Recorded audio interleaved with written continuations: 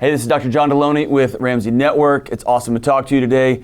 Number one, thank you to everybody who's subscribing to these videos, man. The channel is just getting bigger and bigger, and thank you for sending it to your friends and your family, especially those who are talking about racism, talking about anxiety, talking about all the stuff going on in the world today.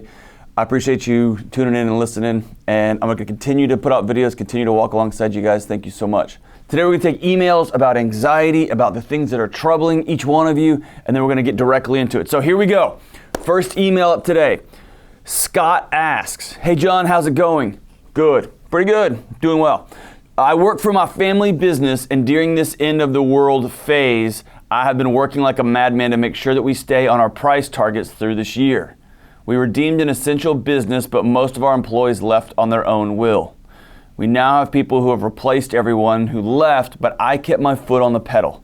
I was working 70 to 75 hours a week, and last Friday, I mentally broke down at work. The family has decided it's in my best interest to pull back because it isn't in my blood to do what the rest of the family does. I feel guilty about leaving them with more of a burden. My question is, do you think it's a valid reason to feel guilty about all of this? At home, I have a wife and a 6-month-old baby, and I'm just torn up about what has happened. Dude, Scott, thank you for the email. A couple of things here I want to talk through. Number one, it's not the end of the world times. Just not, okay? If you go back and read some literature from 100 years ago, when the flu pandemic, if you read some literature before that, every 100 years, every 50 years, every 20 years, there's a big thing, a big cage-rattling moment. When my dad was a kid, it was coming out of World War II, and there were nuclear weapons pointed at the United States, sitting there in Cuba, and everyone thought the time had come, that this was it. My dad had to do nuclear weapon drills at school as an elementary school student. Whoa, right? So yeah, we're in a mess. Millions and millions of people are out of jobs.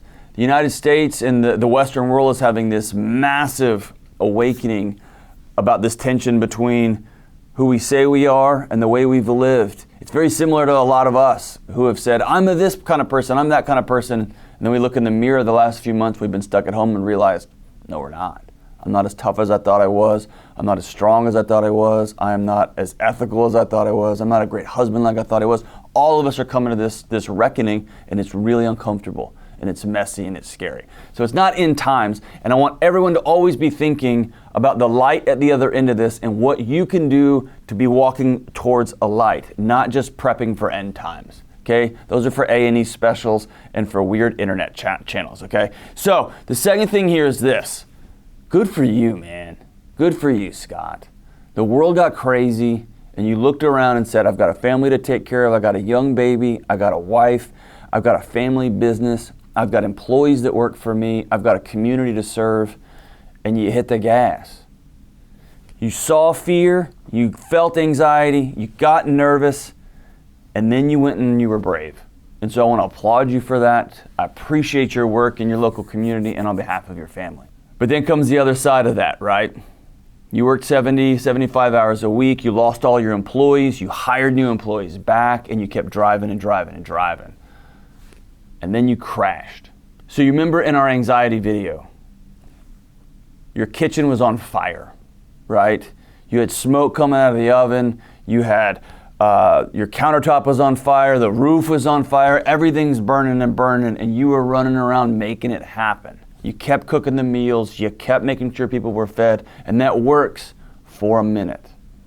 If you look around at the anxiety and the depression and the ADHD statistics, millions and millions and millions and millions, it's almost a vertical trend line.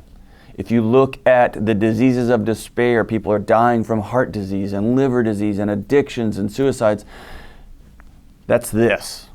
The United States, the Western world, our neighborhoods have been working like crazy for the last 5, 10, 20, 50 years, and we're all at a breaking point. All of our alarms are going off and we're exhausted. And that's where you found yourself. You broke, and we all do.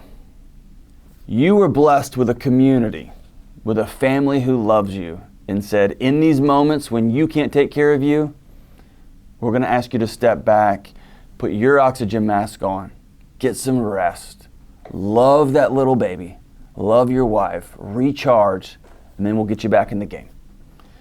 It's what a good cornerman does for a fighter, right? The cornerman's there to protect the fighter when the fighter is just in it and they can't protect themselves. So good for your family for taking care of you, for taking care of the business.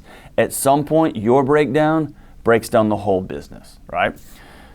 So the question you ask directly is this: is this a valid reason for you to feel guilty?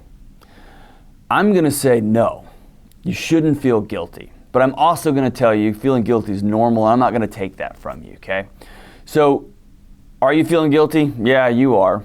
You feeling like I should be at work, I should be helping out, I should be doing these things. That's natural. You're a fighter, you're a good dad, you're a good husband, and you're a good businessman. So a better way to frame it is it's normal to feel guilty. But as I just said, should you? No. No. You're a fireman. You ran into a burning building. You put it out.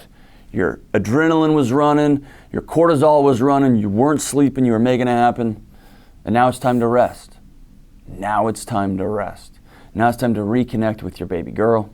It's time to reconnect with your beautiful wife. It's time to have breakfast with your family. It's time to have lots of skin-on-skin contact time, look people in the eye, sit out in the front yard, go for walks without shoes on. Whew. It's time to reconnect and let your other family members pick up the slack for a while. So Scott, you didn't ask me, but I'm going to tell you what I think you should do. Number one, like I just said, reconnect. Connect with your baby girl, your wife, your family. Number two, I want you to get one or two guys in your neighborhood, in your community, whether it's from your church, folks that you used to work with, local suppliers that you're buddies with, and I want you to go for coffee with those dudes. Go have a beer with those guys. And I want you to tell them, hey, I'm broke, man. I want you to be honest with them like you were with me. And what you'll probably find is they'll look at you uncomfortably for a second and they'll say, man, me too. And then you're going to have a connection there that goes deep and that will help feed you over the next few months and few years.